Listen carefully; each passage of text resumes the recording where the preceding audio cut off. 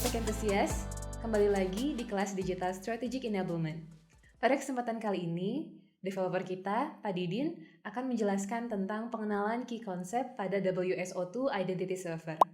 Sebelum kita masuk ke materi, jangan lupa untuk like, subscribe, dan nyalain notifikasinya.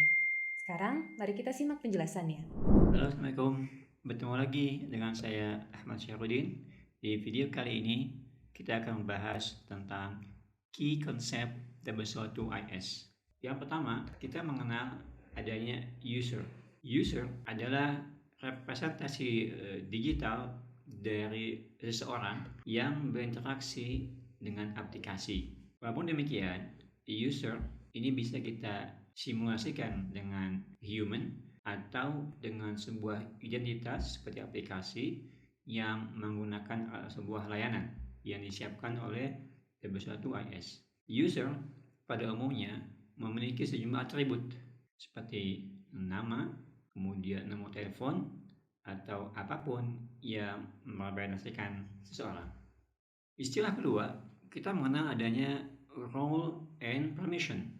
Role adalah kumpulan sejumlah permission untuk dapat melakukan sesuatu task atau aktivitas. Sementara permission adalah privilege atau izin yang dibenarkan seseorang melakukan suatu aksi atau operasi.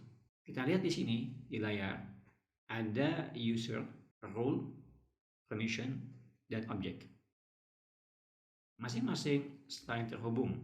Sebagai contoh, Jane tergabung dalam sebuah grup Jane dan dia memiliki role sebagai sales management. Dan sales management memiliki permission untuk melakukan segala izin.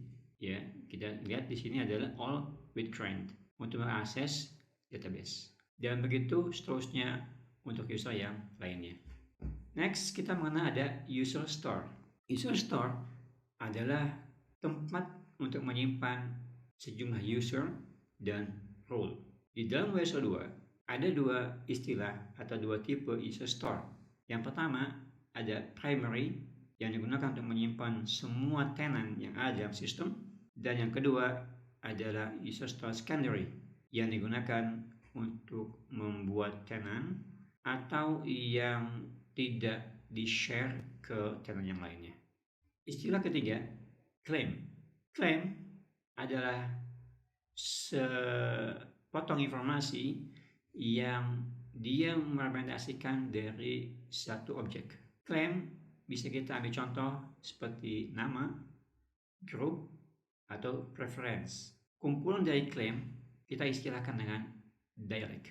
Sebagai contoh, di layar kita melihat ada seseorang yang memiliki claim student, kemudian ada usia, ada tempat tinggal, kemudian tanggal lahir, dan seterusnya. Nah, inilah yang kita sebut dengan claim. Sementara apabila kita kelompokkan menjadi satu grup seperti social media yang di dalamnya ada email, kemudian ada nomor handphone, dan ada messenger, maka kita istilahkan ini dengan dialect social. Access control adalah proses untuk memberikan kendali akses terhadap suatu resources. Di dalam WSO2 terbagi menjadi 3 macam access control. Yang pertama adalah role based access control atau RBAC, yaitu sebuah pendekatan yang membatasi seseorang untuk mengakses resources berdasarkan role yang dia miliki. Yang kedua adalah ABAC atau Attribute Based Access Control. Ini sebuah pendekatan untuk membatasi penggunaan sebuah resource berdasarkan atribut yang dimiliki oleh seseorang.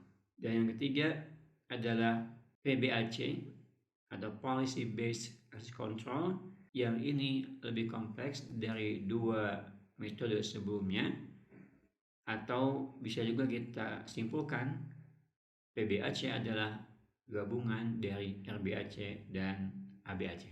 Service provider adalah sebuah provider yang memiliki layanan, yaitu sebuah external entity yang memberikan sejumlah layanan yang bisa diakses oleh user setelah dilakukan authentication.